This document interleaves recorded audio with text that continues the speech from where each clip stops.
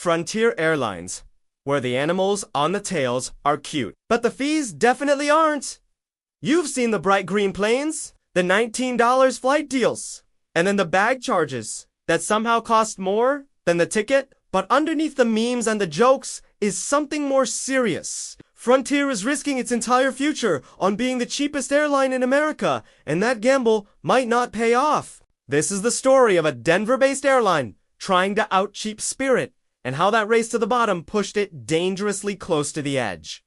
Frontier's story goes way back. The original airline launched in 1950, flying routes across the Rocky Mountains. It didn't survive deregulation and went bankrupt in 1986. The modern Frontier came back in 1994, hoping to be a friendly, affordable regional carrier. Low fares, decent service, almost like a tiny JetBlue.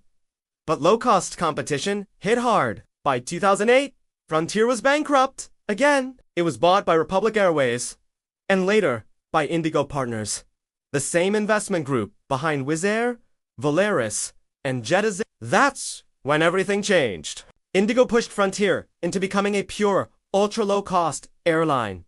No frills, no freebies. Everything became an extra charge. Seats, bags, even customer support. For a while, it worked. By 2019, Frontier had some of the lowest operating costs in the country. The airline expanded fast, especially in cities like Denver, Orlando, Trenton, and Las Vegas. But like Spirit, Frontier was stuck, walking a thin line between cheap and chaotic. In 2022, Frontier attempted a massive merger with Spirit Airlines. The idea was to create the largest ultra-low-cost carrier in America. Then JetBlue jumped in with a competing offer. What followed was basically an airline soap opera.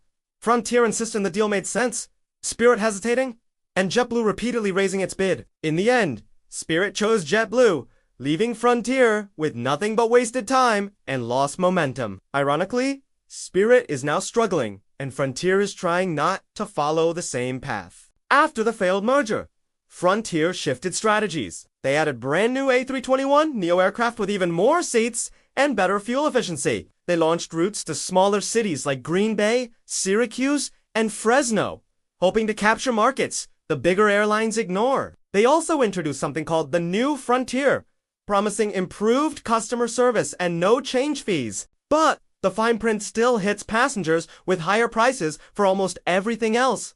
Seats, bags, food, you name it. Frontier's entire model relies on keeping planes full and constantly flying. But that's getting harder. Fuel prices climbed. Pilots demanded higher pay. Passengers became less patient after years of airline chaos. By 2024, Frontier's load factor dropped below 85%. Too many empty seats.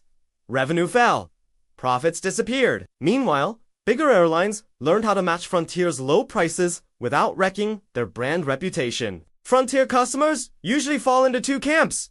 People who say that's perfectly fine if you understand the rules, and people who swear they'll never fly Frontier again. The airline's whole strategy is built on psychological pricing. You'll see a $19 fare, but once you add everything you actually need, the price doubles or triples. This leads to frustrated passengers, viral complaint videos, and a reputation similar to Ryanair, just without Ryanair's self-aware humor. Even Ryanair's CEO has called Frontier's fees aggressive, which says a lot. Still, Frontier isn't finished. They have one of the youngest fleets in America and some of the lowest operating costs per seat. They're heavily focused on secondary airports, betting people will drive farther just to save a little money. And Indigo Partners still believes strongly in the ultra-low-cost model. But none of that guarantees success. Frontier is stuck trying to survive in a world where passengers want both cheap and comfortable.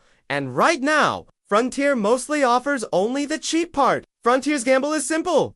Stay cheap enough, efficient enough, and tolerable enough to win the budget airline war. But aviation history shows something else. When airlines race to the bottom, most never climb back up. Cutting costs can boost profits, but sometimes it also cuts your wings. Thanks for for watching. Would you fly Frontier again if it saves you $50? And make sure to subscribe for more deep dives into aviation, airlines, and the strange world of budget flying.